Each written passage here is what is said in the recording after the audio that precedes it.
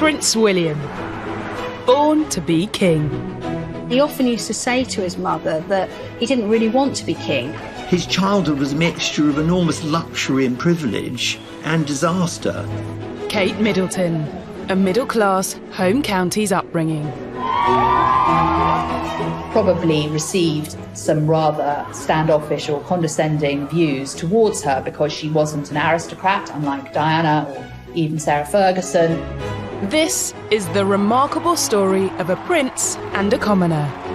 One day they will reign over us.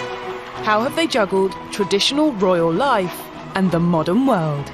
It's not all about, palaces and kings and courtiers.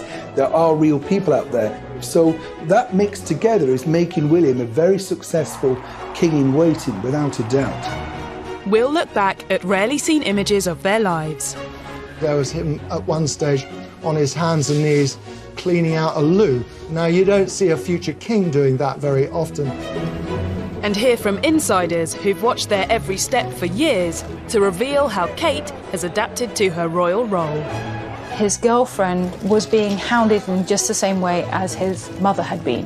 And of course, we all know the outcome of that.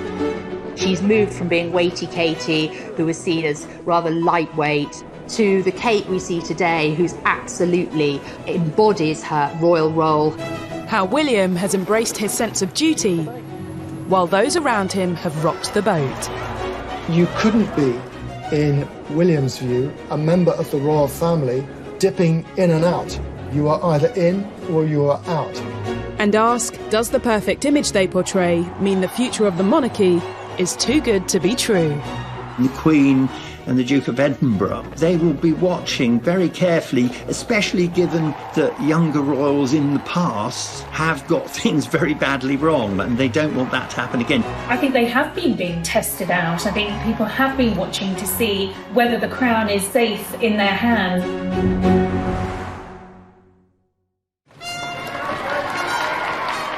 Prince William's destiny was determined from the moment he became the first child of Prince Charles and Princess Diana, second in line to the throne. Very early on, he would have had quite a potent sense of his destiny. He would have known that one day he was due to become king. And he often used to say to his mother that he didn't really want to be king. And his brother Harry would interject and say, well, I'll have the job then if you don't want it. And as a member of the royal family and the future king, William's upbringing was anything but ordinary. William's childhood would have been very much as an 18th century aristocrat's childhood would have been. Governesses, nannies, the absolute best of everything. But also added to that, he would have been cosseted. Well, William's world was extraordinary growing up. He, from the moment he was born, he was surrounded by a team of royal protection officers. Everything he did, from his first haircut to losing his first tooth to taking his first steps, were all chronicled in the press.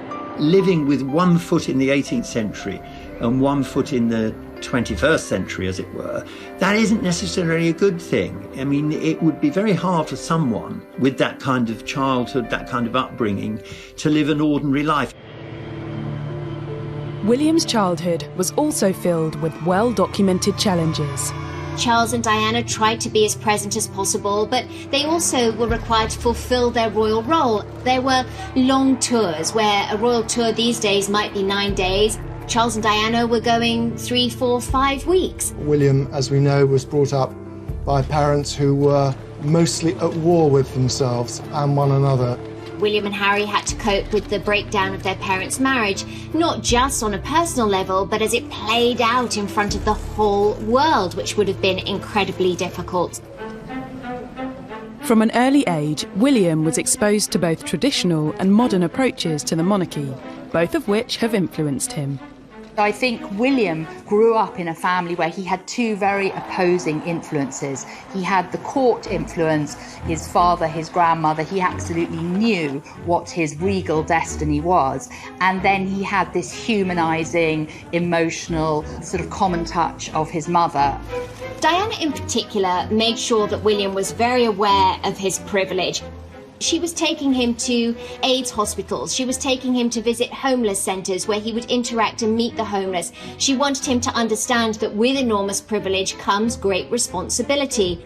So I suppose he had to work out where he stood in between those quite different influences. And I think what we see today is a man who's kind of married both of those very well.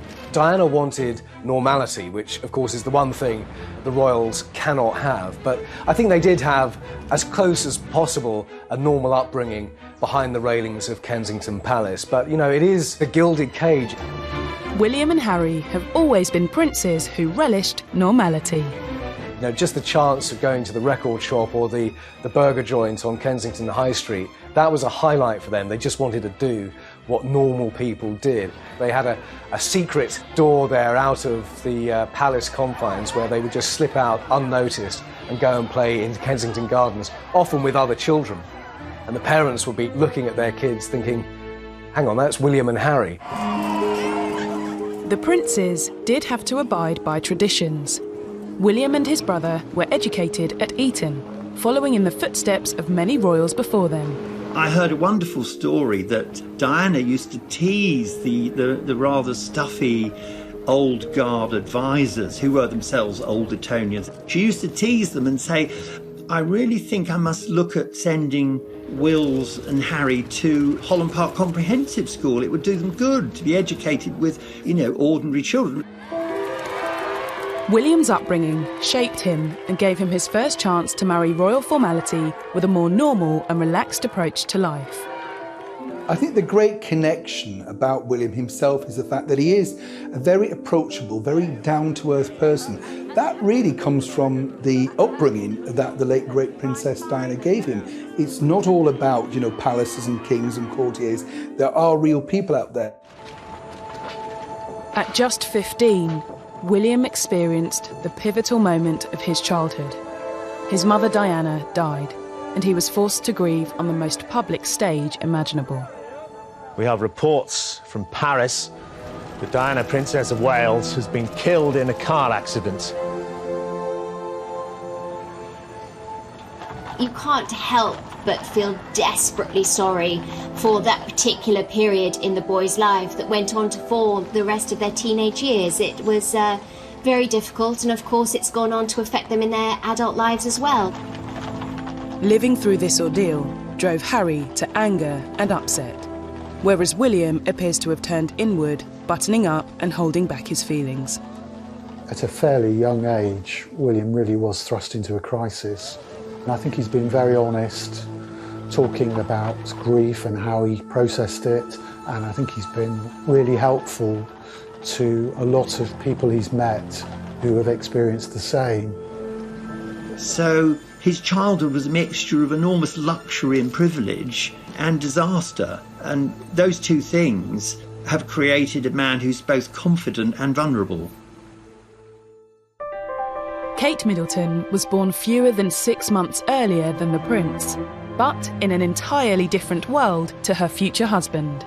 Clearly, William and Kate had completely different upbringings. Kate came from a very regular family upbringing. She was very close to her two siblings, close to both her parents, Carol and Michael. They themselves came from working class backgrounds, but hold themselves up into the middle class stratosphere, for want of a better expression. Kate had a relatively normal childhood, albeit one that was, you know, quite a privileged upper middle class. She went to one of the best public schools in the country, Marlborough.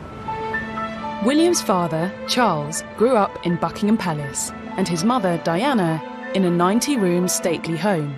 Kate's family background was much more modest. Kate's mother herself was brought up in a council flat on the edge of London, but it was a great credit, really, to Kate's mother, Carol, and her husband, Mike Middleton, who met when they both worked for British Airways and then established their own business. There's a tremendous element that behind Catherine has been a mother who very much wanted her to move into circles that she wasn't born into. Kate moving up in the world has helped teach William to navigate between traditional royal life and the modern world. We know from talking to people in the Duke and Duchess of Cambridge's circle how much William values Catherine's home life, how fond he is of her parents, and how that kind of stable, slightly middle class, very close-knit family has been quite a salve for him, actually. It's produced in Kate a woman who is very level.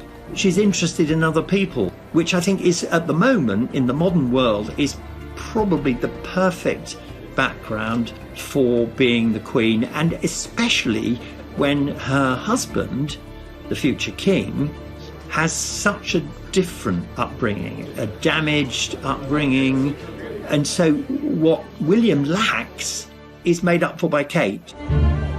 The future king had yet to meet his queen. They would be brought together not by royal tradition, but by chance. When they were at university at St Andrews, I have it on good authority that one of the few girls not chasing William or trying to catch his eye was Catherine. One of the funny stories is he was so desperate to meet her that as he walked towards her, apparently he tripped and said, "Oh, that's a terrible start, you're going to think I'm a complete clot."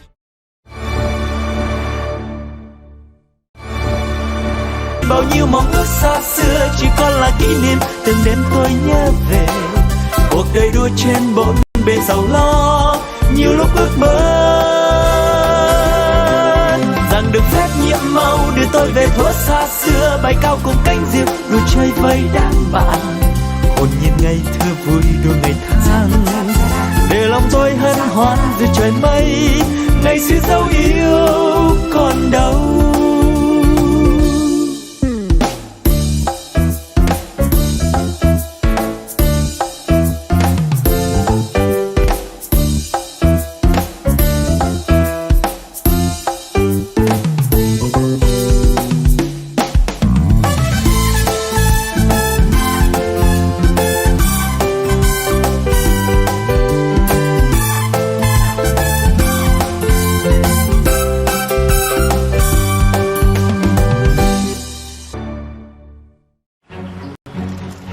As a young royal, much of Prince William's life has been determined for him.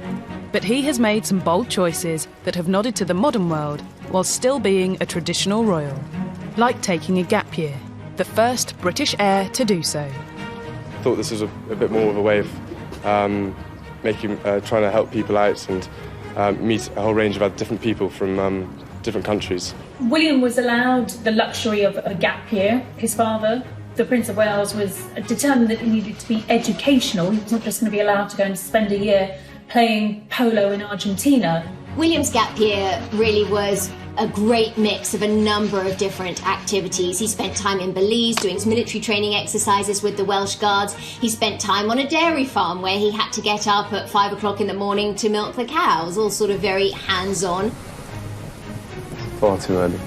But he also spent time doing a Rally International program in Chile. Salto, jump. Salto de agua, water jump. His duties were really helping to teach some very poor kids in that part of the world. There was construction involved, there was cooking involved, there was a bit of education, and there was a bit of play. William was allowed to have those life experiences because we are in a unique position where we have the longest reigning monarch. It was always going to be some time before William came to the throne. That great freedom will ensure that William is a king who is in touch with his people. The young prince shook off the stuffy image of the monarchy by showing he wasn't afraid to get his hands dirty. The pictures were memorable because there was him at one stage on his hands and knees in marigold rubber gloves cleaning out a loo. Now, you don't see a future king doing that very often. Here he was, a prince of the United Kingdom, but he was going to have to muck in with everybody else and pull his weight just like everybody else. And I think William really enjoyed that. It was an opportunity to just be William as opposed to Prince William. Yeah. Oh my God. I'm so embarrassed. I'll try it first and then come back for some more. I doubt you will.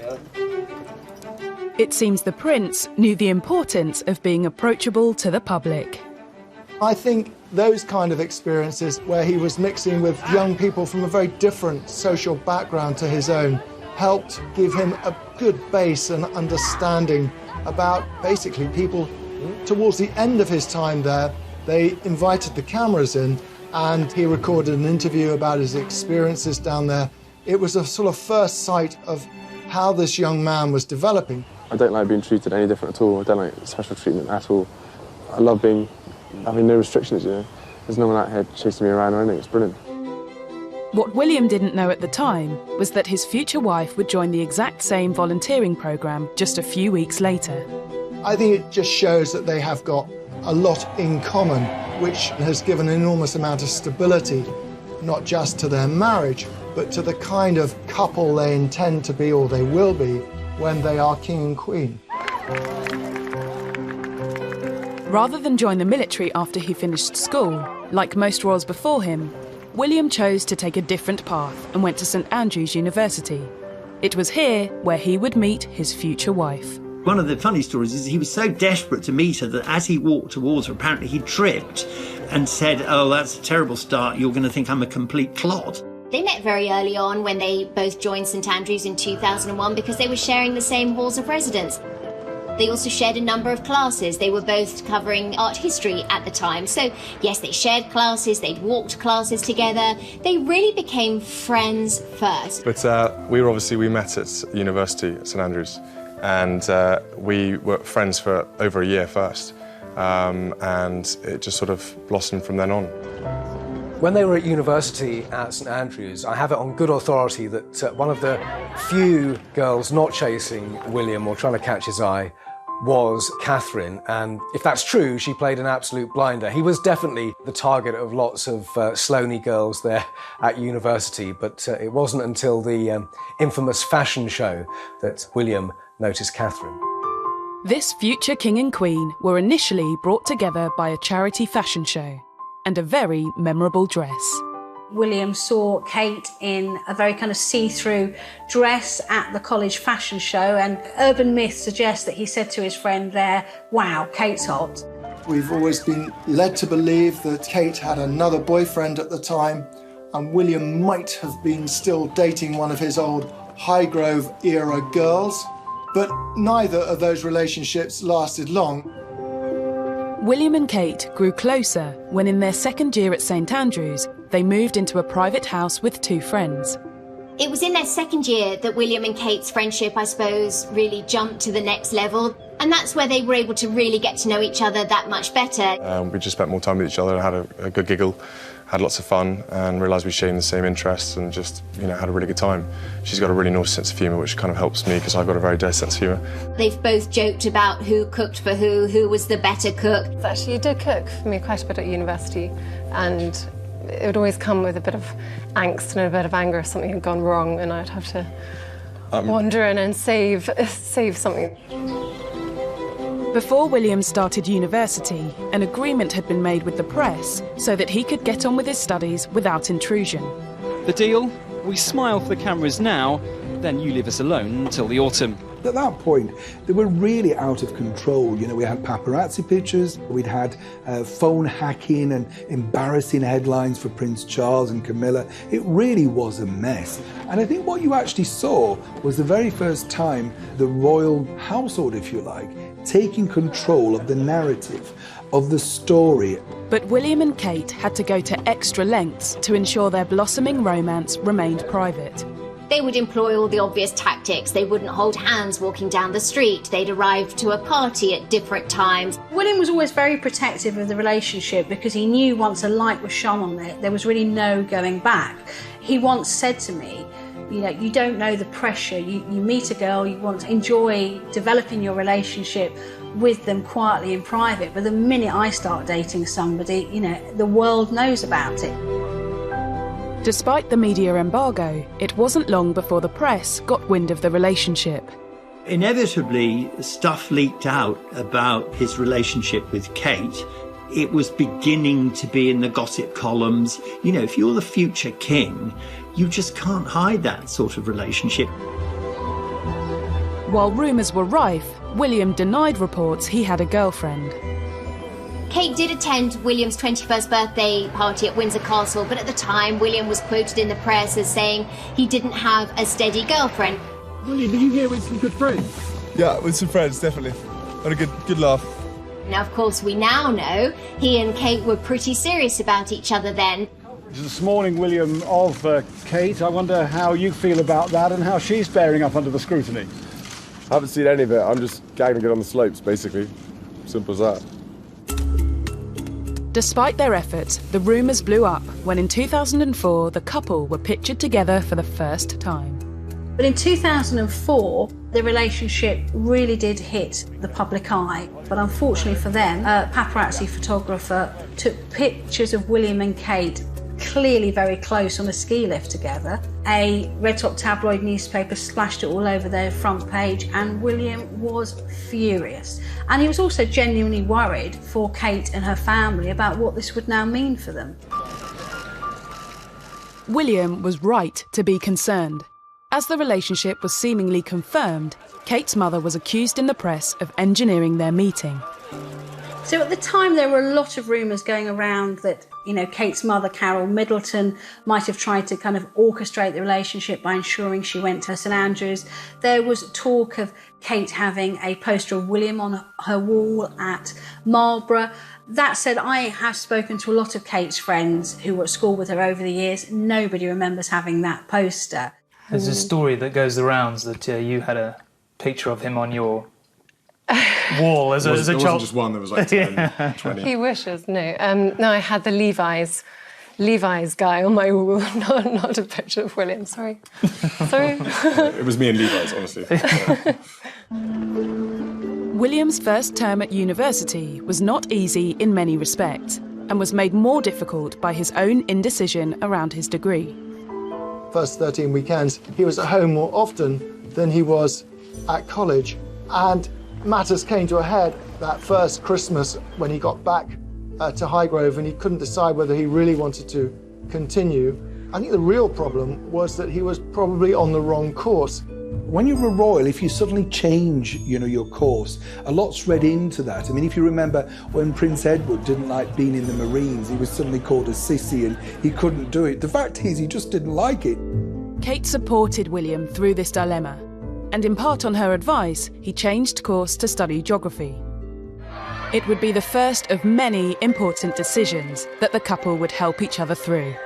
Well, the Queen once famously said of Prince Philip that he was her strength and stay, and that, people underestimated what effect he'd had on her life and how it enabled her to do the job that was expected of her. And I think that's very much the same for William and Kate.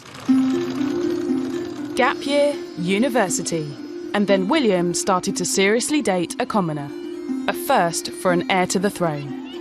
It demonstrates he was determined to try out a less traditional royal route. That's something that so many people can identify with, but it was also starkly different to how royals of old had been sort of pushed together. Diana and Charles had barely spent any time together before they got married. They certainly weren't allowed to live together. The Queen and Prince Philip, and Prince Andrew and Sarah Ferguson were also brought together through royal connections. But for William and Kate, it was simply a love match.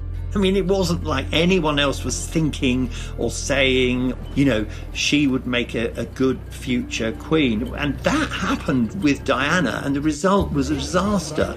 I think the difference between Diana and Charles and William and Catherine, they were allowed to grow, to develop, to kind of do things that no other royal couple had done previously.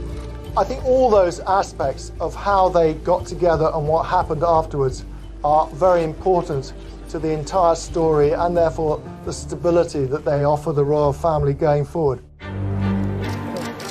Even in these early stages, William and Kate learned the power of fostering a modern approach in a modern age.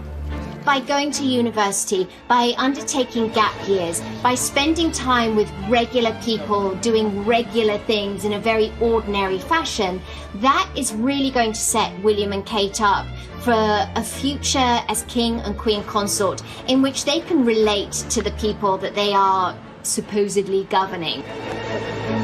But as William and Kate left St Andrews, many challenges lay ahead that would test their relationship. But really, I think graduation for William and Kate, it was their last moment in that protective bubble. And I think perhaps they may have both been a little naive about what was to come.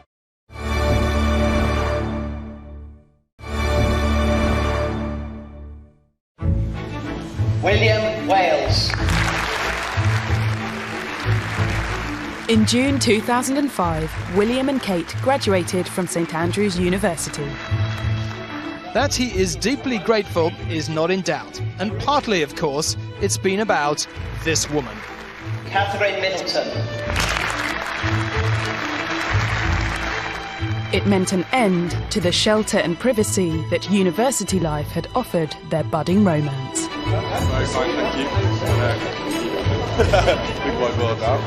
They obviously went public at their graduation. There were lots of pictures of Kate and William, and there was huge interest in this very bubbly brunette from Berkshire. And it was really a warning of what was to come. Graduation for William and Kate, it was their last moment in that protective bubble. And I think perhaps they may have both been a little naive about what was to come. I mean, William understood how the media works, but Kate would have had no idea what it meant to be on the receiving end of the tabloid press. After university, you know, the media pack were really onto Kate and wanting to get the pictures wherever she went. She was the #1 cover girl. After all, you know, she's a princess in waiting.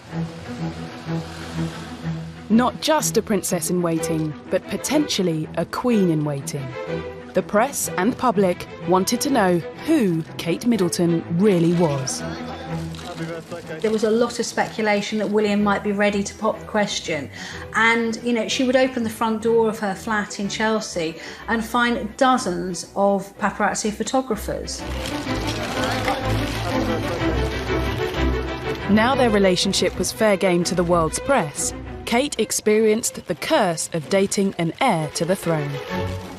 The scenes outside her flat in 2007 on her 25th birthday were eerily reminiscent of the scenes Diana faced when she was leaving her flat when the relationship with Prince Charles was revealed. Tell me if there's any possibility. I'm not going to say anything, babe. What a lot of people don't realise is that, you know, when you're dating someone within the royal family, you don't have any protection. There's not suddenly, you know, the senior Royal Scotland Yard protection officers. I remember she was photographed on a London bus going down the King's Road, and to me it's an historic photo. This is a photo of probably somebody who's going to be our queen in future, sitting downstairs on a London bus. Palace didn't like it. William started to worry that his girlfriend was being hounded in just the same way as his mother had been. And of course we all know the outcome of that. So he stepped in to issue a statement saying that he wanted Catherine more than anything else to be left alone. William's statement to the press didn't stop the criticism of Kate. Her suitability as a royal bride was questioned, and she was mocked for waiting around for a proposal. The problem for Kate was that she didn't have a career plan. William's had already been mapped out. He was going to go to Sandhurst, and after that he was going to go into the RAF. So Kate's career path was far less certain, and she did become the topic of a lot of negative stories in the press. She was called Waity Katie. Kate did get a job. She worked as an accessories buyer, but interestingly, someone from the firm told me at the time she went to the boss and said to them, I need a job, but it needs to be part-time so I can work it around my relationship with this very high-profile man. Now, that's quite unusual for a modern working woman. She did that job for a while, but unfortunately, you know, the attention of photographers following her to and from work got too much. And in the end, she went to work for her parents' family firm, Party Pieces, where she was more protected. Kate was quick to charm William's family, but the aristocratic circles that surround the palace took longer to win over. The aristocrats, the old Etonian advisors, they saw Kate's background, the fact that she worked for a company, for her parents' company, that the old-fashioned part of the palace didn't like it at all. Powerful people cannot help, in many cases, looking down on other people and wanting to preserve their little club. Kate was sort of pushed out because she was tainted by association with this family who, you know, sold party hats. What a disgrace. Kate's entrance into royal circles was helped by her ability to win over traditionalists in the palace. She avoided breaking protocol and even changed her style of dress to look more like a royal bride-to-be. Her clothing almost began to reflect what people saw in her character, a kind of restraint, a kind of modesty almost. And I think that did come about because William and Kate were moving towards the point where they would announce their engagement. And I think it was Kate starting to behave in ways which would be seen as more appropriate for a future queen. At the same time, William did what was expected of him by following royal tradition and training at the prestigious Sandhurst Military Academy. Well, the bottom line is that the royal family is a military family, and it has been for hundreds of years, winning various battles to keep them on the throne. Okay, Wills, once you occupy that building, just wait out in there. He will one day be king. He will one day be commander-in-chief of the military. So he really wanted to serve. He really feels that he'll only be able to look servicemen in the eye if he has served himself. Kate was highly supportive of William's military career, and when she attended his Sandhurst graduation ceremony with her parents, press speculation about an engagement went into overdrive. I specifically remember William's passing out parade. We hadn't expected Kate and her family to turn up, and myself and a number of photographers and journalists were all standing on a press stand together, and suddenly out the corner of our eye we saw Kate and her mother and father being ushered down to the front of the seating, and I remember turning to the person next to me and saying, "That's it, it's a done deal. This woman is going to be our future queen." Suddenly the engagement whispers were starting. There was intense pressure on William and Kate, and short of printing the tea towels, everyone had these two walking down the aisle imminently. Behind the public fairy tale, there were private issues in the relationship. Just months later, the couple shocked the world when they publicly separated in early 2007. The press was quick to blame the split on Kate's family. There was some rather cruel and unkind commentary about the inadequacy, if you like, of the Middleton family as sort of future royal in-laws. It was very snobbish. If anything, it possibly propelled William back into Kate's arms because it was a fairly short break, and he soon realised what he was missing. When the couple reunited a few months later, some believed it was on Kate's terms. When they reconciled, it was definitely an unspoken agreement, if not a spoken agreement, between William and Kate that this wouldn't happen again, that if they got back together again, it would be an eye on having a long-term future together. But it still took William another 3 years before he finally proposed. And after dating on and off for 7 years, they announced their engagement in November 2010. It was a total shock when it came, and very excited. William had made the surprise proposal 3 weeks earlier in Africa, using his mother's sapphire engagement ring. Obviously, she's not going to be around to share any of the fun and excitement of it all. This was my way of keeping her sort of close to it all. The symbolism of this, of course, was that he wanted to carry his mother into his future as well as having her in the past.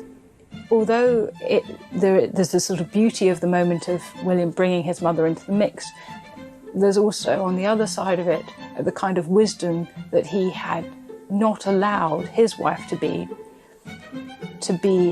led like a lamb to the slaughter, as Diana had called herself, but instead had allowed her to choose her future and to go into the marriage with her eyes open. William didn't want to repeat the mistakes of his parents' rushed courtship and ill-fated marriage. And I suppose in love. Of course. Whatever in love means. This future king was determined to do things differently.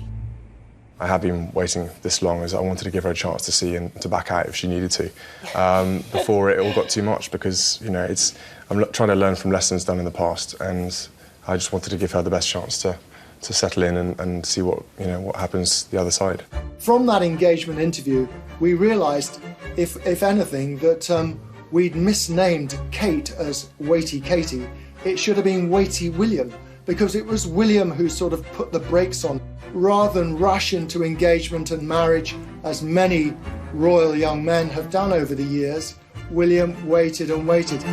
William wanted to be sure that the woman he was marrying was in it for the long run. You know, he doesn't want his marriage to end the way his parents did.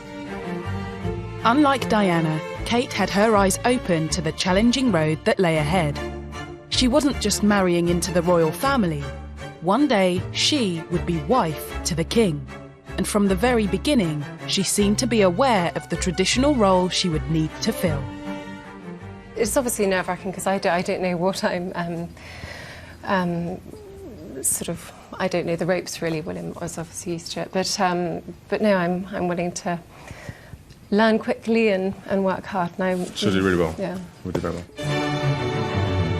Kate will be the first Queen Consort in 350 years who is not from an aristocratic background. We hadn't seen a member of the royal family, certainly not an heir, marrying a commoner. So here was William breaking the mould, doing things differently, and establishing a first for the royal family. Despite Kate adapting to royal life remarkably well, for an institution that is hundreds of years old, this was a concern. I'm quite convinced that in the early days, Kate probably received some rather standoffish or condescending views towards her because she wasn't an aristocrat, unlike Diana or even Sarah Ferguson, and that would have been frowned upon. Kate may not have an aristocratic background, but during the run-up to the wedding, she carefully cultivated a regal image and convinced the public she was the perfect royal bride. She's relatable, she's not an aristocrat, she doesn't have titles.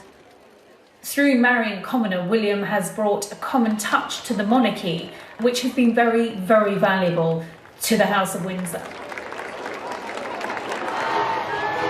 William and Kate's wedding would be the biggest royal event of the decade. I think the key part of it was this is the man who will be king, and he represents a new generation. He's not tainted by the past. But will the future of the monarchy be safe in the hands of the new generation? When we look at the scale of this wedding, we won't see scenes like this for this particular couple until William's coronation.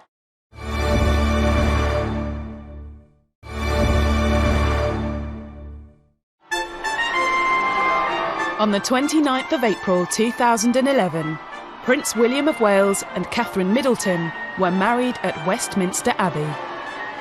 Several billion people watching it across the world, 2,000 guests, almost 9,000 journalists there. So it really was a very big thing.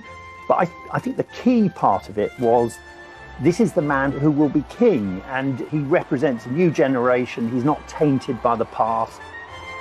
It showed that the royal family had learned the lessons of Diana and Fergie, and you know, Catherine wasn't rushed into it. She was given every chance to back out. At one point, they got to know each other before they got married, and you can't say that about quite a few royal weddings. We were starting to see a new approach to the royal family because of this combination of William bringing a royal and aristocratic background, Catherine being drawn from very ordinary British society, and their very ordinary meeting, meant that we could imagine the British royal family in a new way. The wedding was an opportunity for William and Kate to show the world what they will one day look like on the throne. When we look at the scale of this wedding, we won't see scenes like this for this particular couple until William's coronation. I think people could start to see that, you know, following the Queen's incredible reign, is that the monarchy would really be in very safe hands. While it was a day steeped in tradition, it was also a chance for William and Kate to give a nod to the modern world. They were the first senior royal couple to have a maid of honour, a best man, and a spontaneous second kiss on the Buckingham Palace balcony. William and Kate treated us to 2 kisses, so make of that what you will. Maybe that's sort of pushing us into the future. Maybe we'll get more kissing when Prince George or Charlotte or Louis get married. The royal wedding day allowed William and Kate to carefully cultivate the image they wanted everyone to see. It wasn't so stage managed, it was very much more about love, romance, and what this couple wanted. And we lapped it up, the world lapped it up. Once William and Kate had married, it sort of sealed the future, as it were. William will become the king, Kate will become the queen consort. So it gives us a chance to look into the future, and when we look, we see something which is young and fairly modern, and something that makes people feel optimistic. The Queen conferred dukedom on William, and the couple became officially known as the Duke and Duchess of Cambridge. It was time to step up as working royals. Since their wedding, they've had to get more into focus, because let's not forget, Her Majesty the Queen is now over 90. She has bestowed certain charities on both of them, and he has to take a more of an active role. Well, they both do. I think he's made a good job of it. And it will be something, the more he does it, the better it will be when he finally becomes king. I mean, his whole life has led up to this. Kate has had to do it in, 10 years?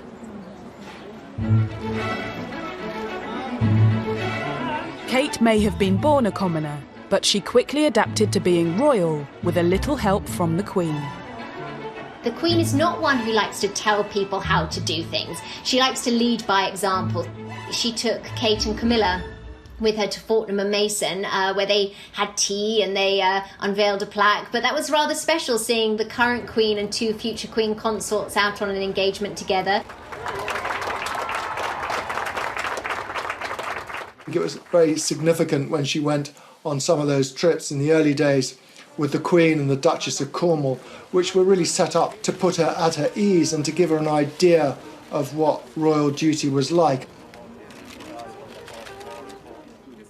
Kate's image transformation was clear to see during the couple's first tour of North America after their wedding. Of course, Kate looked $1 million, especially in the States, where what she wore and how she looked was so critical over there.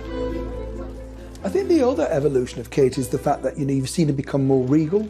She knows exactly how to connect. She's more comfortable giving speeches.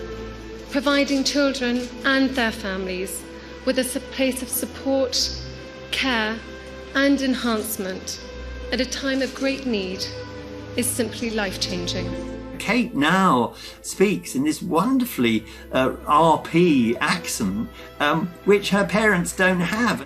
Once you've burnt your boats and you've married the future king, you've got to learn these things. It's like, if you go to Italy and you want to live there on your own, you've got to learn to speak Italian. You've got to. And I think it's the same thing. So Kate's very good, as it were, learning to speak Italian. Kate has absolutely managed to change the narrative about her and the press about her brilliantly. So she's moved from being weighty Katie, who was seen as rather lightweight, doing nothing with her life, waiting for her prince to propose, to the Kate we see today, who's absolutely embodies her royal role. Kate wasn't born with a royal platform like William, but now she has one, she is making the most of it. The Duchess has made the role her own by choosing the causes she wants to support, like mental health. Fear or reticence, or a sense of not wanting to burden another, means that people suffer in silence. What we're really seeing is just a sort of blossoming of who she really is. She may not have been born to this role. She may not have been born to be queen, but she's a hell of a classy lady. And class doesn't come from one's social status. It comes from one's upbringing and it comes from one's character. And she has that in spades. During the early years of their marriage, the couple juggled their new royal roles with a seemingly normal modern life. They stopped short of becoming full-time working royals and maintained some privacy living in Anglesey, where William worked as an RAF search and rescue pilot. In terms of William being ready to take on the throne, I think it was quite interesting that he was allowed, with the Queen's blessing, some time out of the spotlight after the royal wedding. William was allowed to continue his career in the RAF, and they continued living in Anglesey. William was desperate to stay in the military, and of course he trained to be a helicopter pilot, but in the end he wasn't allowed anywhere near the front line. The ultimate boss said no because he is second in line to the throne. Guys, you are clearing for the trucks, please. We don't need a marshalling, thank you. Okay, thanks. He retrained as a search and rescue pilot on Anglesey. He helped to save many, many lives flying that yellow Sea King helicopter around the British Isles. So that gave him a meaningful role, and that means an awful lot to him. He did have those early years of married life, out of the spotlight, able to pursue his career, and knowing that in the not too distant future, his life and Catherine's life would be a life of royal duty for the rest of their lives.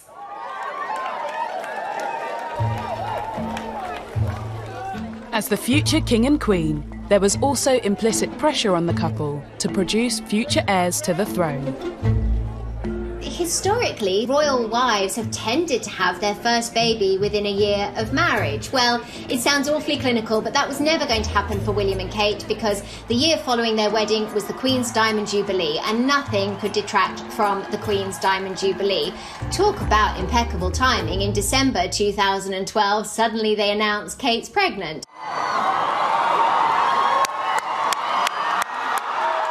7 months later, in July 2013, the couple welcomed their first child, Prince George. And the new mother and father duly pleased the traditionalists around the world and posed for the cameras just hours after the birth. William and Kate came and stood on the doorsteps of that famous Lindo wing at St Mary's Hospital in Paddington, where he had been cradled as an infant by his mother and Prince Harry too. And I think the world was very happy. I think you could see the relief on the Queen's face the first time she was photographed with Prince George and with William and Kate afterwards. The focus of the royal family changed from this is being about the Queen and her children to being the future of the royal family. While Prince George's birth may have been in keeping with tradition, it was a milestone in modernising the royal family. Before he was born, the law of succession to the throne was updated for the 21st century. It was exciting to see the changes in the laws of succession that determined that if William and Kate welcomed a girl first, that girl would retain her place in the line of succession versus being stepped over by a younger born brother. That was all very exciting. Of course, those changes became inconsequential temporarily because a boy was born first. But Charlotte maintains her place in the line of succession even with the birth of a younger born brother. So that's an exciting thing to have come about in light of William and Kate expanding their families. Princess Charlotte was born in 2015, and Prince Louis followed in 2018. And while other royals have caused upset by treating childbirth as a private affair, Kate has continued to smile for the cameras. William and Kate's growing brood gave a boost to the royal family's popularity.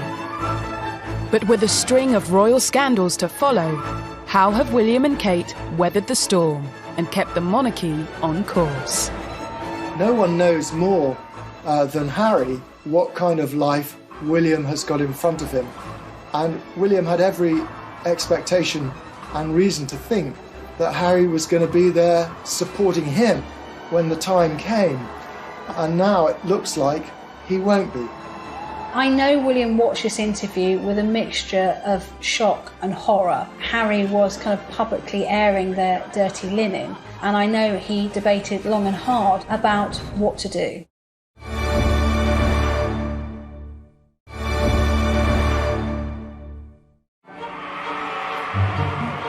Throughout his life, Prince William has been groomed for his future role as heir to the throne. With each passing year, his responsibilities have increased.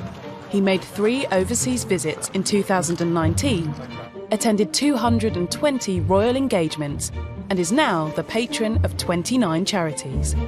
It's a workload that's likely to increase.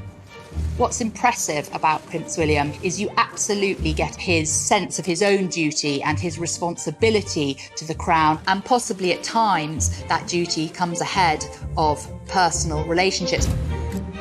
No one knows this more acutely than his younger brother, Prince Harry. As a future heir to the throne, William was taught that one day he would have to make tough choices. But when the brothers were children, it was easy for them to enjoy a close relationship. You couldn't put so much as a sort of a sliver of paper between William and Harry. They were so close. They looked out for one another. William was a constant presence in Harry's life, and they were very protective of one another as they grew up and as young men. They both lived through the very rocky separation and divorce of their parents. And then, of course, the devastation of Diana's death. Diana, Princess of Wales, has been killed in a car accident. That kind of pulverising grief that changes your life forever. The 2 young princes joined the procession, accompanying their mother the final mile to Westminster Abbey. And then the whole world watches them walking in the cortege behind their mother's coffin. I mean, nobody who saw that will ever forget it. And it clearly was a transformative experience for them. William supported Harry during his efforts to seek counselling after their mother's death. Their close and supportive relationship was maintained as they grew into young men when they pursued similar careers in military service.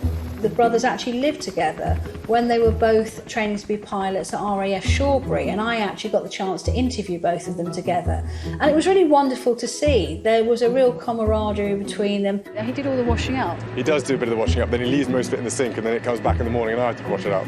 Oh, the lies. And even when William was dating Kate Middleton, Harry was always part of the gang, if you like. And briefly, of course, when Meghan came along, we had the Fab Four. That's what they were dubbed. Meghan's Hollywood background gives her tremendous confidence. If Meghan Markle was the slightest bit nervous about stepping out in front of the British public, it didn't show. And initially, she drew the spotlight away from Kate. Meghan, being an actress, was so much more comfortable in front of the cameras. There was a sharp distinction between the 2 women that a lot of people remarked on. Kate and Meghan did not particularly get on. You know, they both had such different backgrounds. William and Kate do feel they have to be slightly more composed in public as future monarchs.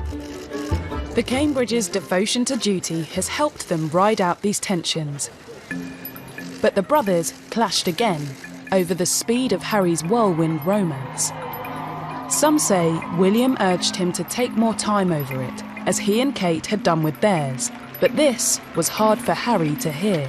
I think, sadly, this was interpreted as William not being altogether sufficiently welcoming. It sort of all started to drive a wedge between the brothers. As a monarch in waiting, one of William's toughest problems has been how to protect the future of the royal family while staying true to his bond with Harry. Hurting his brother's feelings may have been the unfortunate but hopefully short-term side effect of his devotion to duty. Actually, William was shown to be right, that marrying into the royal family, yes, it seems like it's a fairy tale with carriages and the gilded life, but actually it's quite a punishing routine in many ways. In October 2019, Prince Harry brought his private differences with Prince William into the public domain during a TV documentary. We're brothers, we'll always be brothers. We're certainly on different paths at the moment, but as brothers, you have good days, you have bad days. I know William watched this interview with a mixture of shock and horror. Harry was kind of publicly airing their dirty linen, and I know he debated long and hard about what to do. No one knows more than Harry what kind of life William has got in front of him. And William had every expectation and reason to think that Harry was going to be there supporting him when the time came. And now it looks like he won't be. William values duty and responsibility over all else. And though both princes have shared the same tragedies and both their wives have suffered negative press, the Cambridges haven't run away from their royal duties. I don't believe for a minute that the press have been any more difficult towards either couple, really. The Sussexes, I think, have seen rogue elements that really weren't there, like their accusation of racism towards Meghan. The difference between the two brothers and their wives is one has behaved stoically and earned phenomenal respect, whereas the Sussexes have gone down in our estimation and we have far less patience with their me antics. In January 2020, the royal family were forced to deal with Harry and Meghan's plan to divide their time between the UK and America. The so-called Sandringham Summit was a big moment for William to prove he puts duty to the monarchy ahead of loyalty to his brother. The Queen wants a swift agreement to end this crisis before it causes more damage. Apparently Meghan was going to be on speakerphone. Well, the Queen put paid to that, and so Harry had to face the music alone. They very much thought they could have a kind of half-in, half-out status by which they, did some royal duties but were able to live abroad and pursue lucrative commercial careers. William, with his developing awareness of the Constitution, knew Harry and Meghan's plan would never work. You couldn't be, in William's view, a member of the royal family dipping in and out. You are either in or you are out. And so the decision was made, OK, if you want to go, we're desperately sad about that, but you are out. And you will not be using HRH, and you will not be using Sussex Royal Instagram. I'm not sure William had much choice in the matter. He is going to be king, even if it means the expense of his familial relationships. Megxit could mean the Cambridges have to take on extra duties, but claims by Anna Pasternak in a controversial Tatler article that Kate is furious about any extra workload have seen denials and reports of threatened legal action against the magazine. They wanted, as I understand it, to be much more hands-on parents, and suddenly they have this massive workload which they weren't anticipating. Tatler say they stand by Anna's reporting. But Kensington Palace also denied the claim that Kate disliked Meghan's wedding plan for her bridal party not to wear stockings, as it would be a breach of protocol, and the Cambridges honour royal conventions. We've really seen them take on a very traditional royal role. William and Kate have really embraced that. Megxit wasn't the only crisis that's engulfed the royal family that William and Kate have had to deal with. In November 2019, Prince Andrew was forced to retire from public life. Senior royals, including Prince William, were said to be horrified by the comments he made in a TV interview, trying to defend his friendship with a convicted paedophile, Jeffrey Epstein. But you were staying at the house of a convicted sex offender. It was a convenient place to stay. Pretty much everyone told Andrew it was a great mistake to give an interview to explain a relationship with Jeffrey Epstein. You can't control it. And Andrew, he's no genius. So he said some very silly things in the interview, and they would have horrified William. And we understand that it was William who was very much of the view that Prince Andrew could not continue to have a public role. I think that was very significant, not only that we were being leaked that information, but that William was involved at the very highest level. It's really the first time we've seen that. Removing Prince Andrew and the Sussexes from royal life will make life complicated for the Windsors, and especially William and Kate, They've already been set forward by Prince Charles's long-term plans to reduce the number of working royals. Well, Prince Charles feels that moving forwards, the public appetite for lots of aunts and uncles and cousins doing royal duties isn't there. There are many distant royals who live in grace and favour apartments and are effectively subsidised by the taxpayer and do very little for that money. Depending on the Queen's ability to continue working in her mid-90s, the plan could leave a public-facing monarchy of just 4. The Duke and Duchess of Cornwall and the Duke and Duchess of Cambridge.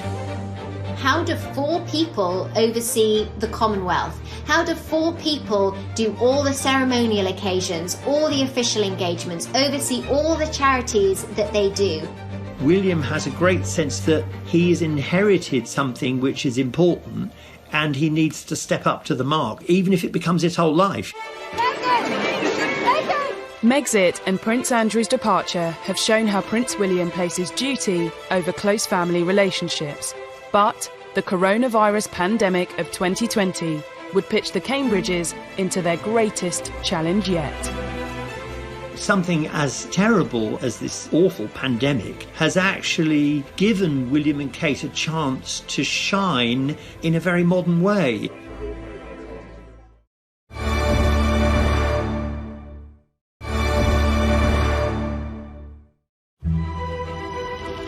With the departure of Prince Andrew and the Sussexes behind them, William and Kate and the other Windsors must have been hoping to resume their royal duties, albeit with a busier diary than usual. But it wasn't to be. A big jump in coronavirus cases and the first death here in Britain. The pressure ramps up. While politicians and scientists look for strategies to protect the public and the death toll rose into the thousands, the British public looked to the royal family. The Windsors, and especially William and Kate, now found a new duty of care and consolation.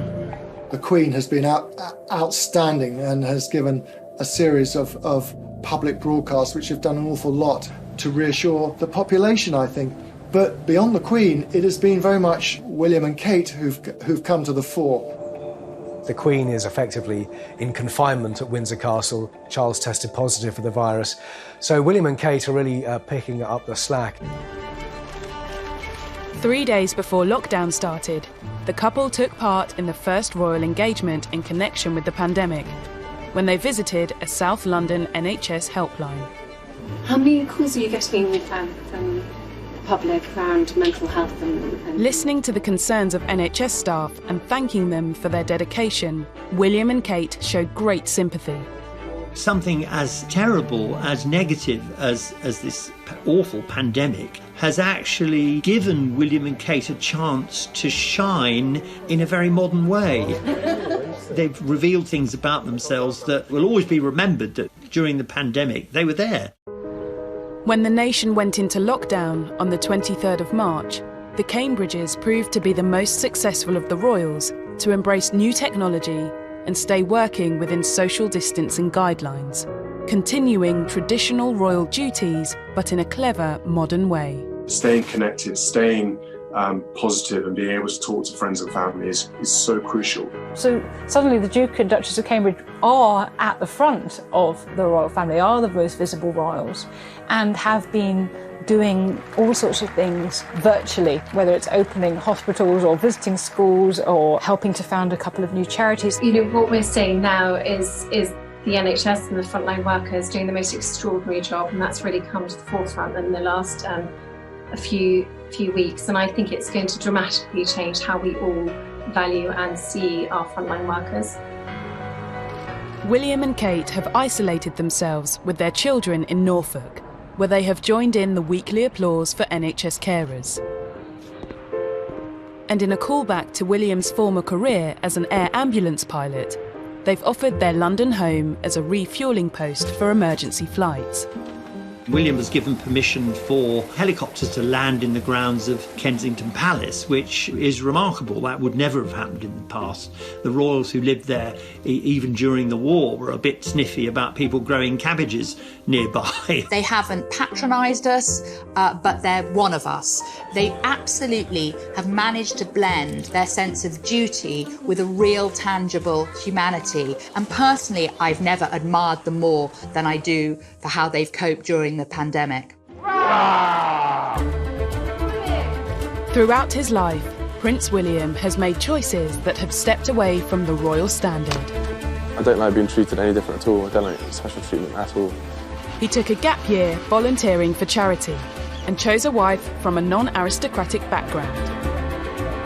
Should we expect the Cambridges to break even further with tradition when they reach the throne? I think if anyone was wondering whether the crown is going to be safe in their hands, you only need to look at how they've conducted themselves during this pandemic to see that the answer is a resounding yes. William and Kate may be many people's idea of the perfect king and queen, but it may be a very long time before they are given the opportunity to serve the nation in this way. Will anyone still want a monarchy by then? There could be suggestions that it's an outdated institution. William and Catherine have managed to keep their slates pretty clean, and they are people who haven't really put a foot wrong, who have maintained popularity and are doing pretty well. So well, in fact, that a recent survey found nearly half of those polled would like to see Prince William take the throne instead of Prince Charles. The Queen doesn't believe in breaking the rules. She does not want Charles to step aside when she passes. William doesn't want that to happen. There are a lot of people who want to skip Charles and go straight to William. It would be shocking to skip Prince Charles. I think that's more driven by William's youth. Hello, everybody. He will be William V one day, she will be Queen Catherine, and I honestly think what you see is what you get. They're not fakes. They will be a modern couple, and although the monarch's power is extremely limited just to giving advice, Kate will be an important part of that. The person I would actually liken Kate to is the Queen Mother, who was known as the Steel Marshmallow. Very fluffy on the outside, but with a core of steel underneath. And I think that actually sums up Kate. William and Kate are the same age, and while he was born into privilege and schooled as the heir to the throne, she was brought up in an everyday family. Despite the differences in their backgrounds and the obstacles they faced along the way, they've forged a lasting partnership, which has skillfully married tradition with modern sensibilities.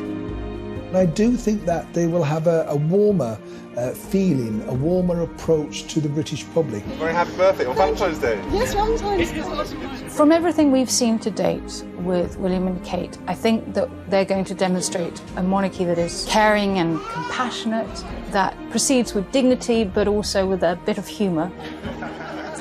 And I do think that they show the sort of approachability and relatability that will safely sustain the monarchy into the late 21st century.